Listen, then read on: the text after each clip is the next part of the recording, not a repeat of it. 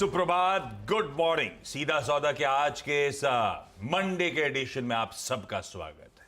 पिछला हफ्ता बढ़िया रहा, पिछली सीरीज ठीक ठाक रही, जाते जाते दमखम दिखा गई और उसके बाद गिफ्ट निफ्टी कह रहा है हम 1/4% यानी कि 40-50 पॉइंट के हल्के हरे निशान के साथ आज इस नए हफ्ते का आगाज करेंगे। नया हफ्ता कह लीजिए, नई सीरीज कह लीजिए, जो कह रहा है तो ठीक है। डिसेंट नोट पे शुरुआत होगी।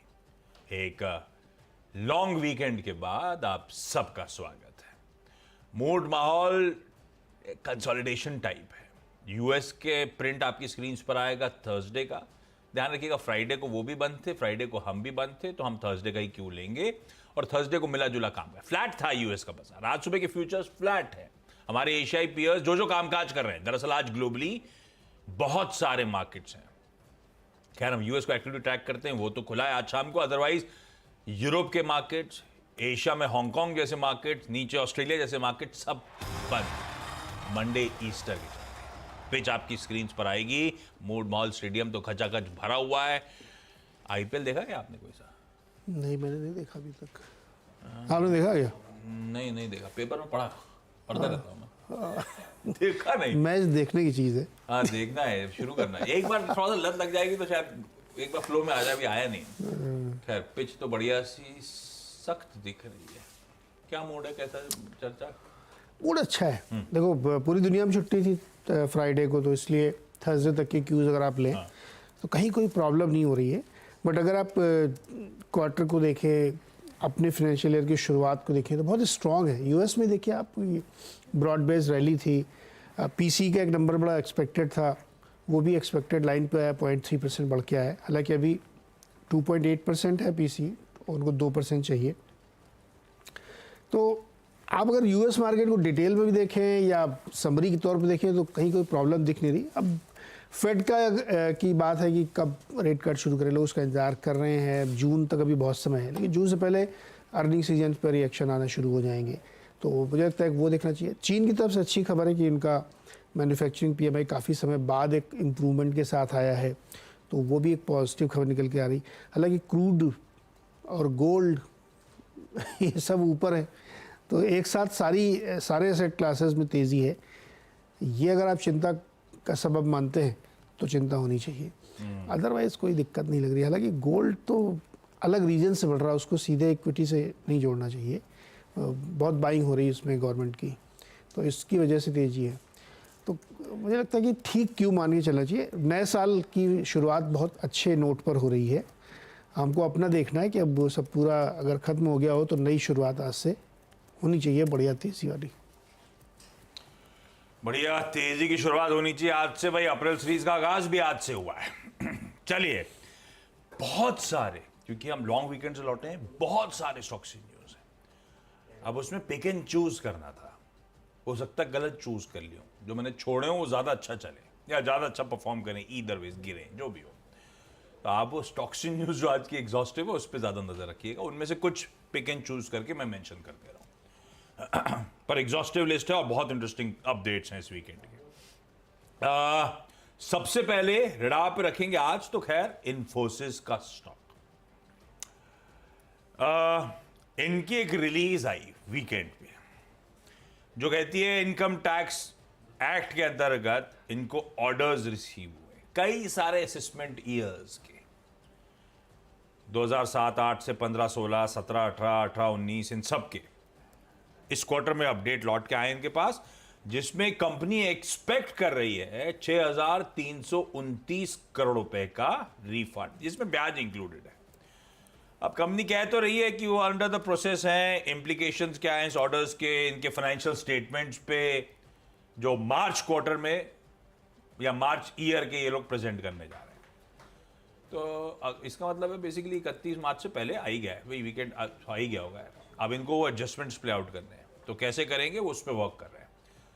ज़्यादा टाइम है नहीं, डोल आउट तो होंगे नहीं, लेकिन इंटरेस्टिंग होगा, अच्छा मीनिंगफुल है। ये ध्यान रखिएगा इसके बाद उसी रिलीज में कुछ की यहाँ पे कुछ 60 करोड़ का, 100 करोड़ का ये वो डिमांड आई हुई है। वो डिमांड तो कंटेस्ट होंगी, ये तो वर्डिक्ट टाइप आ गया, पैसा वापस आ रहा है। मैं उस पर ज़्यादा जा रहा हूँ।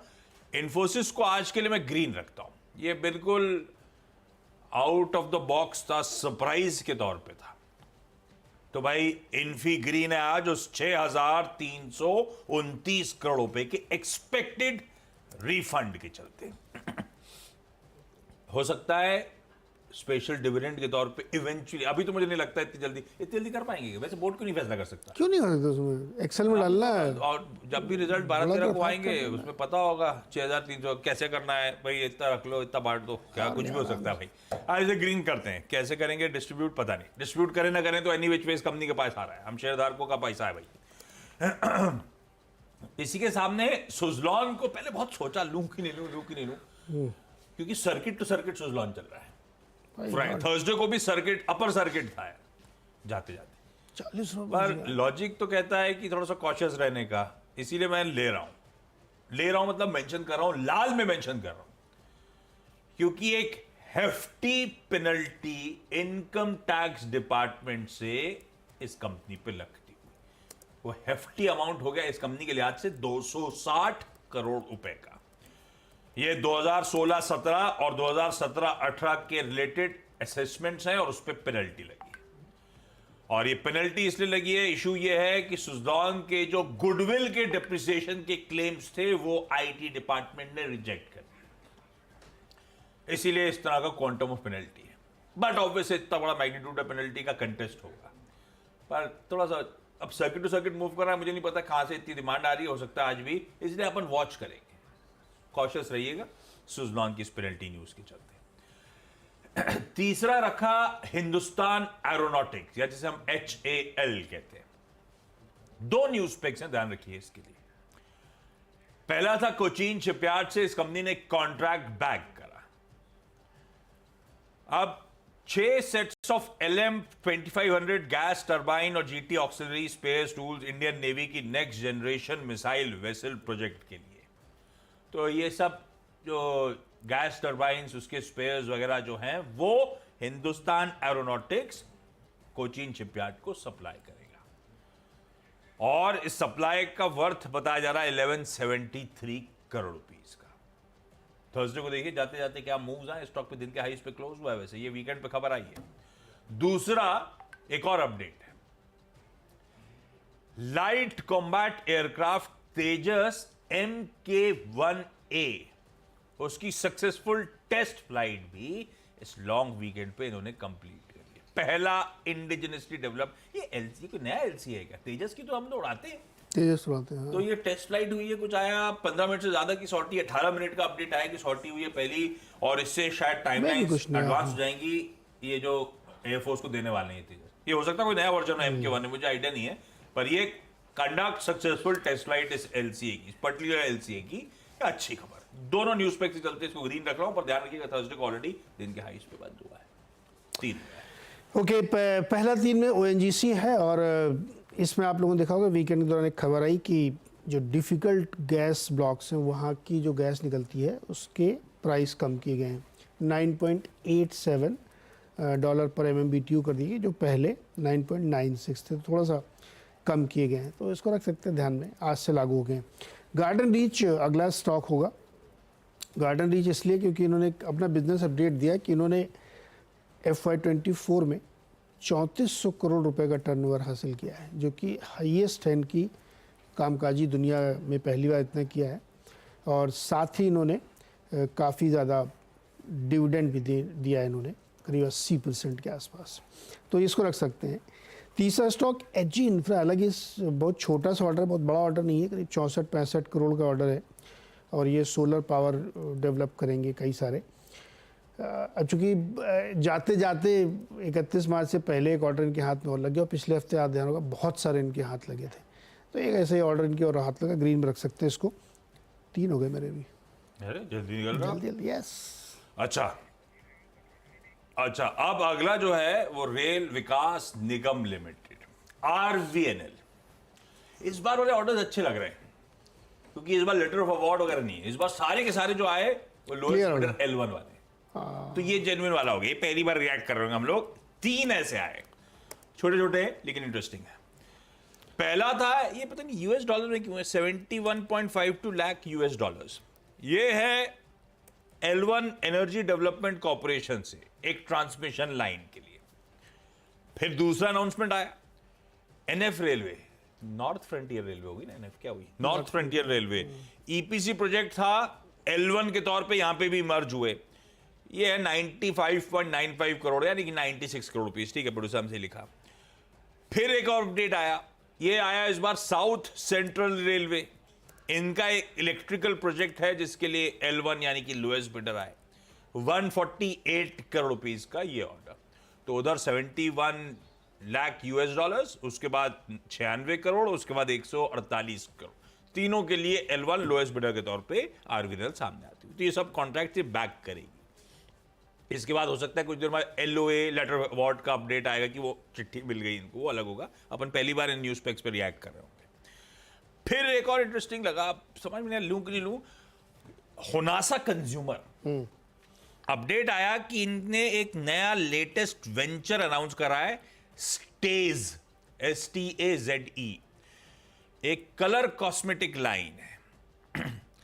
प्रोडक्ट लाइन जो ये अपन मामा अर्थ वगैरह के लिए जानते थे, ये कलर कॉस्मेटिक लाइन में उतर रहे हैं। प्रोडक्ट लाइनअप में एक 3-in-1 बुलेट लिपस्टिक है जो 3 डिस्टिंक्ट शेड्स में आएगी, कन्वीनियंट पैकेजिंग में, 449 ओनली। सस्ता है क्या सर? आपको अनुभव होगा। हम तो इनके पास अनुभव है, ये बताते नहीं है। 449 सस्ता है कि महंगा? पता नहीं, 3 लिपस्टिक हैं, कह तो रहे हैं, ऐसा लिखा उन्होंने हर जगह, ऐसा है कि exceptional value, versatility to consumer, ये आप लोग डिसाइड करना भाई। एडिशनली स्टेज के कॉम्प्रिहेंसिव पोर्टफोलियो में all makeup categories from eyes to lips to face with an average price of less than 300।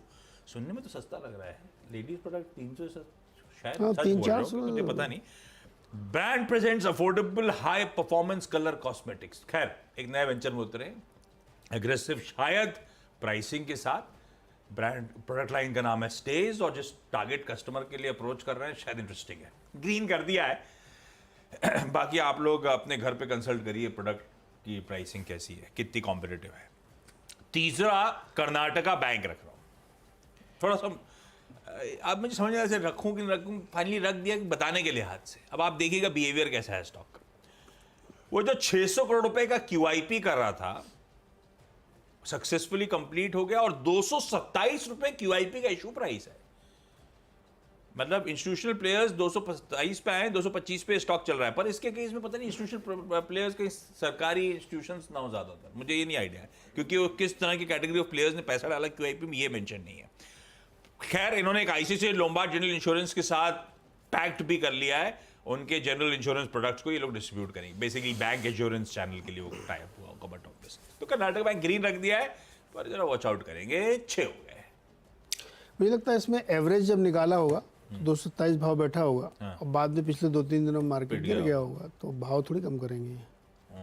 ये हुआ अब प्लेयर भी पता नहीं, बहुत मार्की नाम हो 227 में, तो थोड़ा सा कॉन्फिडेंस बढ़ेगा। वो नाम नहीं पता चले, मैंने रिलीज नीचे तक टटोली थी, कहीं है नहीं आया था। ओके, चलिए अगले 2 वाले वही IT की नोटिस वाले हैं। अभी जैसे एक इंडियन ओवरसीज बैंक है, इनको असेसमेंट ईयर 2022-23 के लिए 620 करोड़ का एक IT डिमांड नोटिस थमा दिया गया है।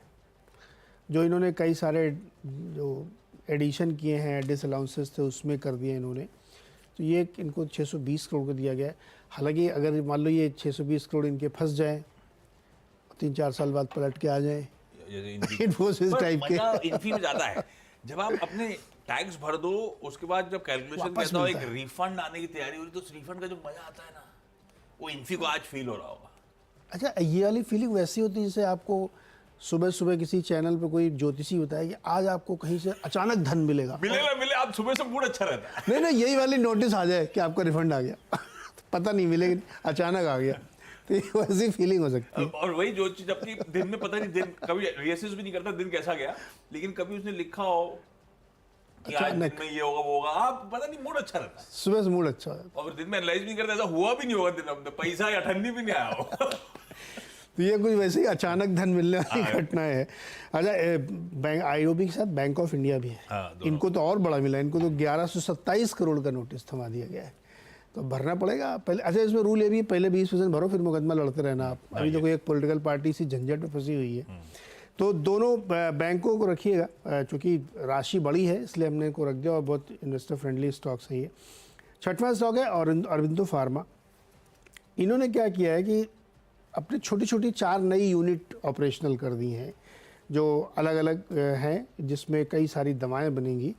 तो ये एक तरीके से अच्छी खबर है। जब भी इस तरीके के प्रोडक्शन अंडरटेकिंग की खबरें आती हैं, एक्सपेंशन की खबरें आती हैं, तो पॉजिटिव लेना चाहिए। तो मुझे लगता है कि उस वजह से अरविंदो फार्मा को भी ध्यान में रखें। अलग अलग चूँकि बहुत सारी दवाएं बनाई, नाम वाम मैं नहीं बता रहा हूँ, बहुत कठिन कठिन टाइप के नाम लिखे रहते हैं।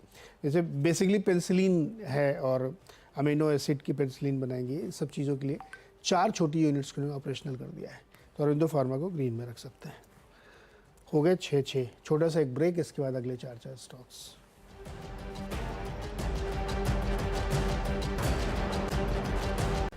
स्वागत है एक बार फिर से आपका। और अब अगले 4 स्टॉक्स में 7वां स्टॉक है पीएनसी इंफ्रा। इनको 250 करोड़ रुपए, इनका भी जैकपॉट लगा है। 250 करोड़ रुपए एनएचआई से मिले। ये वो सेटलमेंट वाला संवाद से समाधान। हाँ, वो एनएचआई के साथ सेटलमेंट कर लो तो केस लड़ते रहो। तो समाधान इन्होंने कर लिया है। 250 करोड़ इनको मिल गए हैं वापस अपने काम धंधे के लिए। तो अच्छी खबर मान रहा हूँ मैं। एक तो सरदर्दी खत्म होती है और पैसा वापस आ गया। तो पीएनसी इंफ्रा को आप ग्रीन में लेके चल सकते हैं। 8वां स्टॉक है अडानी इंटरप्राइजेज और इस पे एक जेफरीज की रिपोर्ट आई है ताज़ा। 3800 रुपये का टारगेट इन्होंने दिया है। क्या लॉजिक दिया इन्होंने कहा कि कॉपर स्मेल्टर यूनिट जो मुंद्रा में भी आप देखो पिछले हफ्ते खबर आई थी कि ऑपरेशनल हो गई है, वो इनके लिए एक बहुत बड़ा गेम चेंजर होगी। दूसरा इनका है कि जो दूसरे शेड्यूल्ड ऑपरेशंस हैं जो इनके शुरू होने हैं ऐसे एक्सपेंशन वाले फेज़ 2 के, वो इस साल के अंत तक में हो जाएंगे या नेक्स्ट अर्ली ईयर में हो जाएंगे। और उनका मानना है कि ये एक नए बिजनेस में इन्होंने एंटर किया है, कॉपर माइनिंग, कॉपर प्रोडक्शन में। ये इनके लिए काफ़ी फ़ायदा। ये हमको बहुत दिन में बाद पता चला कि ये मतलब कॉपर की यूनिटी लगा डाली इन्होंने। अरे बहुत सारे ऐसे धमाका किया था कानपुर में, आर्म फैक्ट्री एकदम से। तो इसको ध्यान रखिएगा भाई, बहुत सारे बिजनेस नए नए खुल के आ रहे हैं। तो इसको ग्रीन में रखिए और टारगेट इन्होंने काफ़ी बढ़ा के दिया है, तो इस वजह से रखा है मैंने। 9th स्टॉक होगा कजारिया सिरेमिक्स। इस पर भी जेफरीज की एक रिपोर्ट है। 1630 का इन्होंने टारगेट दिया है बाई कॉल के साथ। इसमें इनका लॉजिक ये है कि पिछले सीज़न में मतलब जो कंस्ट्रक्शन का सबसे बड़ा सीज़न होता है लास्ट ईयर जुलाई अगस्त सितंबर अक्टूबर में, उस बार अनइवन रेन हुई थी जिसकी वजह से बहुत काम धंधा नहीं चला था। इस वजह से दबाव में था, लेकिन अब वो इम्प्रूव हो रहा है तो वहाँ से फ़ायदा होगा इनको। दूसरा इनको ये लगता है कि वॉल्यूम ग्रोथ जो है इंडस्ट्री में जो 5-6% चल रही है उससे बेटर या एटलीस्ट उतना तो ये आराम से कर लेंगे। और इसीलिए इनके जो है मार्जिन 15-16% पे बिल्कुल बढ़िया से मेंटेन होंगे और बिजनेस मिक्स इनका काफ़ी अच्छा। तो होम इम्प्रूवमेंट सेगमेंट में इनको कजारिया सिरेमिक काफ़ी अच्छी लग रही, इसको रख सकते हैं। ये 9th स्टॉक है। 10th स्टॉक्स में मैं रखा हूँ इंडियन ऑयल कॉरपोरेशन को।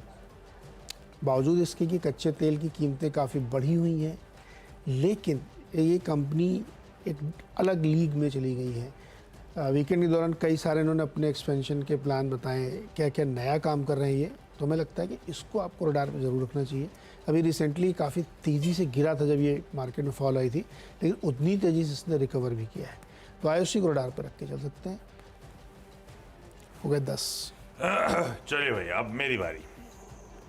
अगला स्टॉक है उदयपुर सीमेंट वर्क्स। हालांकि बहुत पिट रहा है, लेकिन इंटरेस्टिंग अपडेट आया है इस लॉन्ग वीकेंड में। इन्होंने अपनी सीमेंट ग्राइंडिंग यूनिट, जो कि इनके integrated cement plant Udaipur Rajasthan में, उसे कमीशन कर दिया है। ये जो ग्राइंडिंग यूनिट की अब कैपेसिटी है जो ऐड करी गई 2.5 मिलियन टन्स पर एनम की है। इनकी कैपेसिटी तो खुद ही 2.2 थी, 2.2 में 2.5 जुड़ गया, 4.7 एमटीपी कैपेसिटी पहुंच गई। इस तरह की कमिश्निंग डबल से ऊपर। मैंने उदयपुर सीमेंट वर्क्स को ग्रीन रखा है, पर स्टॉक ऑफ लेट वीक ही रहा है, ध्यान रखिएगा।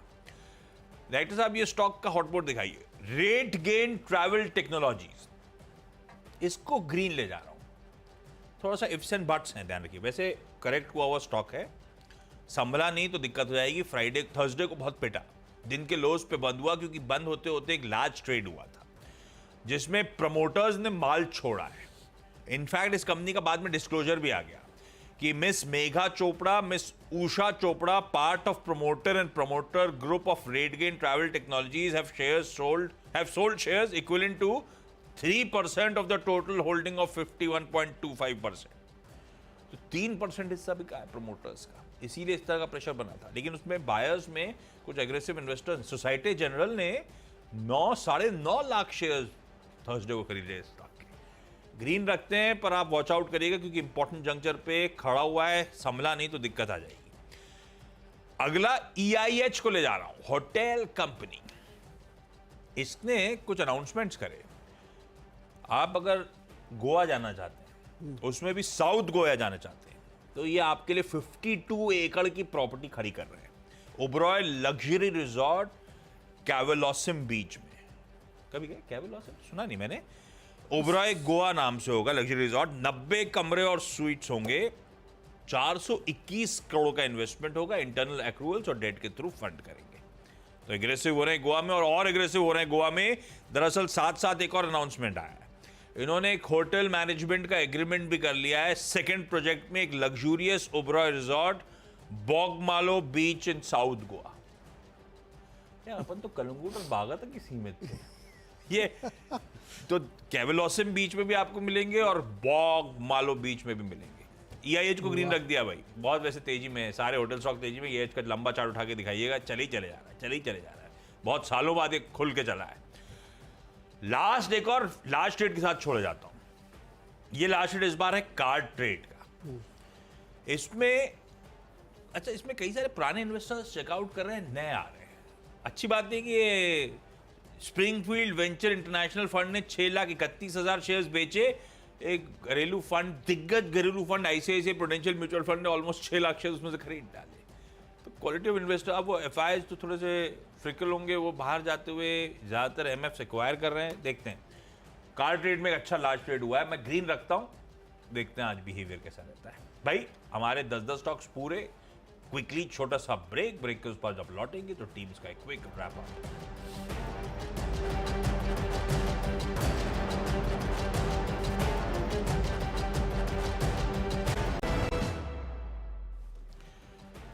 चलिए भाई, ब्रेक के बाद आप सबका स्वागत है। अब 10 की जो सीधा सौदा की आज की टीम है वो आपकी स्क्रीन पर आई। बहुत खबरें हो सकता है जो सिंगल आउट करी हूँ, गलत चूज कर ली हूँ। आप स्टॉक की न्यूज़ पर डाल रखिए, नजर पर रखिएगा, क्योंकि उसमें बहुत सारे इंटरेस्टिंग स्टॉक्स हैं। पर जो चुने उनमें से वो हाईलाइट कर रहा हूँ। इन्फी एक विंडफॉल आता हुआ, IT डिपार्टमेंट से रिफंड की तैयारी। 6,300 करोड़ रुपए के आसपास का रिफंड आ रहा है। सुजलॉन पे लेकिन लग गई IT की पेनल्टी 230 करोड़ रुपए की, अच्छी खासी। पर ये कंटेस्ट करेंगे, but obviously I am assuming. पर और इस सर्किट टू सर्किट चल रहा है, तेजी पे है, जरा देखिएगा। पर लाल लेके जा रहा हूं आज का इकलौता HAL।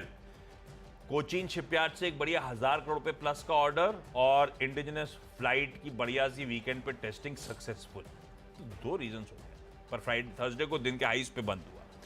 RVNL 3 प्रोजेक्ट्स के लिए L1 लोएस्ट बिडर के तौर पे सामने आता हुआ। हुनासा कंज्यूमर ने एक नया प्रोडक्ट लाइन लॉन्च करी, कॉस्मेटिक्स की, ग्रीन करा इसको। कर्नाटका बैंक ने जो QIP इशुएंस करा था, 600 करोड़ रुपए जुटाए थे, उसका प्राइस मौजूदा भाव से ऊपर QIP इशू प्राइस तय करा गया है। उदयपुर सीमेंट वर्क्स ने नई कैपेसिटी की कमिश्निंग का अपडेट दिया, एग्रेसिव कैपेसिटी एडिशन होता हुआ।